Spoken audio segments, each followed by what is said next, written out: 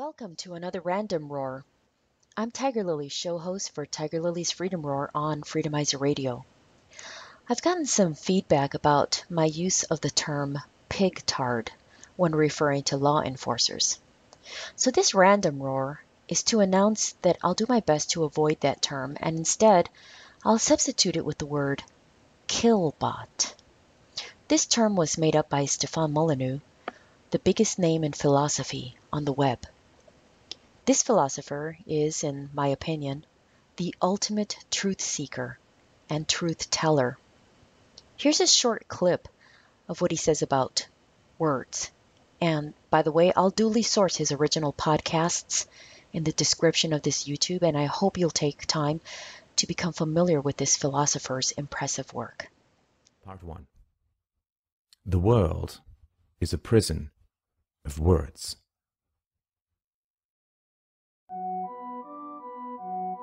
The beginning of wisdom is to call things by their proper names. Words can organize rational similarities, but words can also create false divisions. Us versus them. Citizen versus immigrant.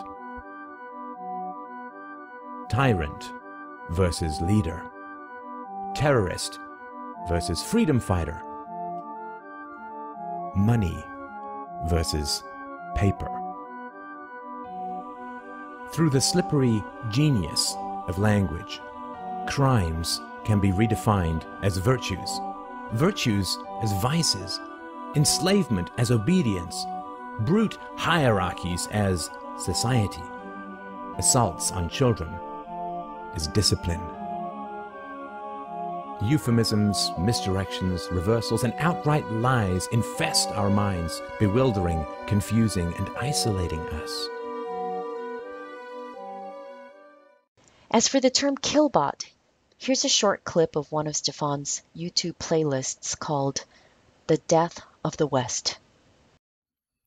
And I'm going to introduce what is perhaps an odd term, but I think it would be very helpful. The term is a killbot. A killbot is a man, usually a man, raised in such a traumatic environment that he has become a form of human predator.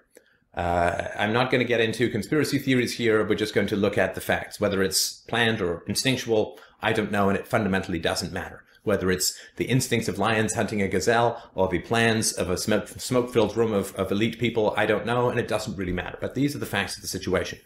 The state relies upon the initiation of violence. The state requires a class of individuals who are willing to use violence against the unarmed, usually unarmed, and the innocent.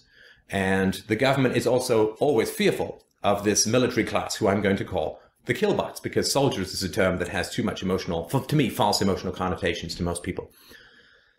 Now, the way that killbots were bred in the past was through, at least, I'm going to talk about England here, though I'm sure it's the same in most of the other countries of Europe.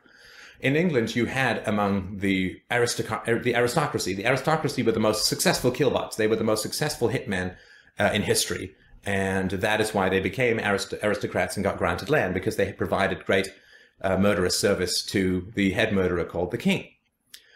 And you set up this system of education that separated, and this goes all the way back. This is the same thing that happened in ancient Athens as well. You set up a system of education that separates young children from their parents and takes them away and subjects them to a brutally harsh discipline, corporal punishment. Of course, all of this is specifically designed, consciously or not, it doesn't matter, but it's designed to produce an inhuman beast, a predator, a man who is so seethed with rage and humiliation and a lust for violence that he can be set loose upon domestic or foreign civilians, and he will rend them like a shark on a baby seal. The training of this killbot class is essential to the survival of the state. It happens to a smaller degree here among the military and the cops, who all have, I mean, to my knowledge and experience and research, all have these, horribly traumatic. It was through this particular playlist that I first heard him use the term killbot. Many of my friends are using the term killbot now, and believe it or not, it's my hope that we can find in our hearts compassion for killbots.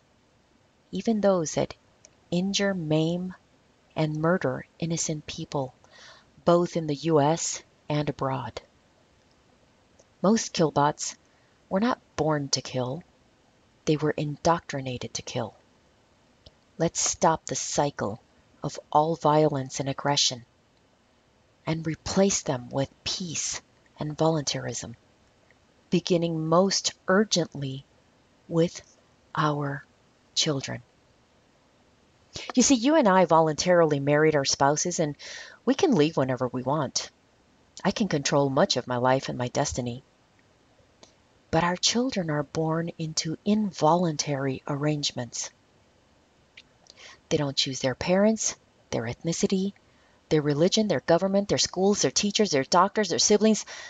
Basically, our children depend on their parents for their survival. Let's recognize that when we spank or threaten our babies and call that discipline, what it really is perhaps the most immoral form of aggression. And it sets them up to easily assimilate the programmed mindset of the killbot.